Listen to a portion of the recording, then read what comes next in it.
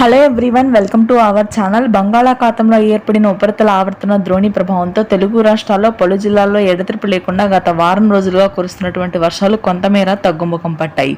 ముఖ్యంగా తెలంగాణ జిల్లాలో భారీ వర్షపాతం నమోదైంది పలు ప్రాంతాల్లో. దీంతో రైతులందరూ తీవ్రంగా పంట నష్టపోయారు. ముఖ్యంగా జగిత్యాల, ఖమ్మం, భద్రాద్రి, కొత్తగూడెం, సిరిసిల్ల, మహబూబ్ నగర్, నాగర్ కర్నూల్, జయశంకర్, భూపాల్పల్లి ప్రాంతాల్లో ఎడతెరిపి లేకుండా వడగండ్ల వాన నమోదయ్యింది. రానున్నటువంటి 3 రోజుల పాటు కొన్ని ప్రాంతాల్లో తేలికపాటి వర్షపాతం నమోదవుతుంది. ముఖ్యంగా సిరిసిల్ల, కామారెడ్డి, జగిత్యాల, మహబూబ్ నగర్, నాగర్ కర్నూలు ప్రాంతాల్లో తేలికపాటి నుంచి మోస్తరు వర్షపాతం ఉంటుందని వాతావరణ కేంద్రం వెల్లడించింది.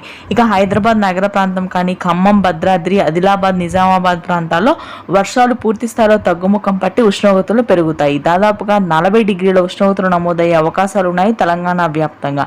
ఇక కోస్తా తీర ప్రాంతాల్లో వైజాగ్, విజయనగరం ప్రాంతంలో తేలికపాటి జల్లులు నమోదయ్యే అవకాశాలున్న ఇవాళ రేపు గుంటూరు, కృష్ణా, కోనసీమ, తూర్పుగోదావరి, పశ్చిమ గోదావరి జిల్లాల్లో మాత్రం ప్రస్తుతానికి ఉష్ణోగ్రతలు భారీగా పెరగనున్నాయి.